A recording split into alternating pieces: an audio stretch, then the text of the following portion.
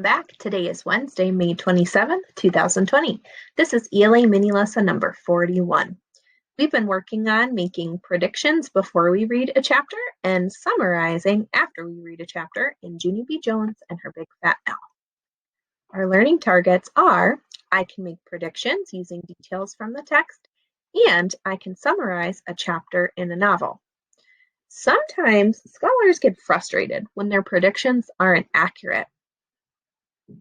Predictions aren't always going to be accurate. That's because you don't know what's going to happen in a text until you actually read it.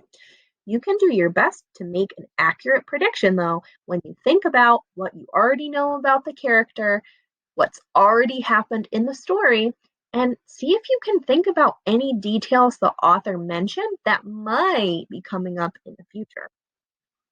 Remember, predictions are our best guess of what's to come next.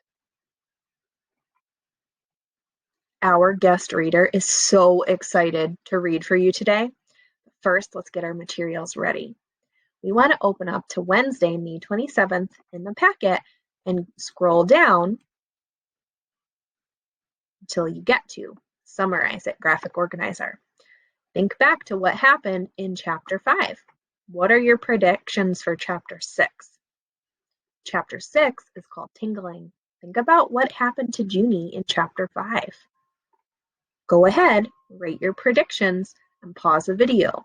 When you're ready, we're going to listen to Chapter 6, Junie B. Jones and My Big Fat Mouth. Don't forget, after you listen to Chapter 6 and finish your summary, to go ahead and make your predictions for Chapter 7.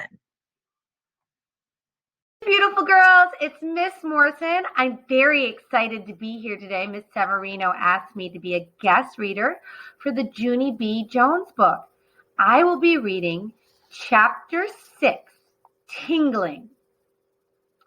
I couldn't sleep for the whole weekend. That's because I had a tingling excitement in me about job day, and my brain wouldn't settle down. And so on Monday, I zoomed to the bus stop very fast. "Look, Mr. Wu," I said to my bus driver, "look what I'm wearing today." Then I opened my jacket and I showed him my job clothes. "See? It's nice pants and dangly keys.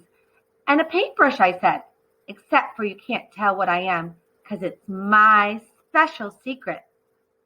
Then I plopped down in my seat and me and Mr. Wu drove to the next corner. That's where my bestest friend Grace got on. She was wearing Mickey Mouse ears and a dress with red and white polka dotties on it. "Grace," I said, very smiley, "you look very beautiful in that dotty thing." "I know," she said. "That's because I changed my mind about who I'm going to be when I grow up. Now I'm going to be Minnie instead of Mickey." Then I stopped smiling, and my stomach felt very sickish inside again, because that meant Minnie Mouse was fake too. "Disneyland is a fib," I said.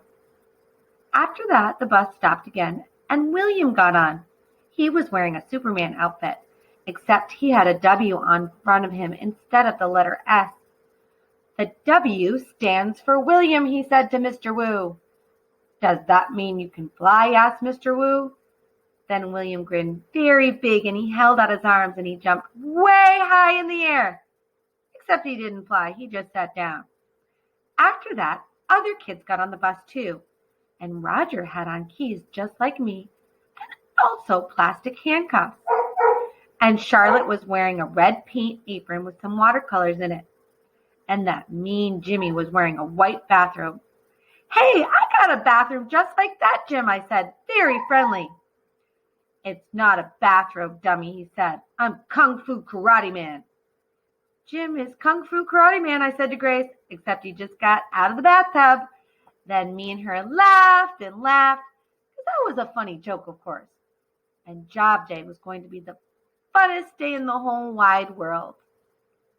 It was wonderful to see you again, beautiful girls. I miss you very much. Love, Miss Morrison.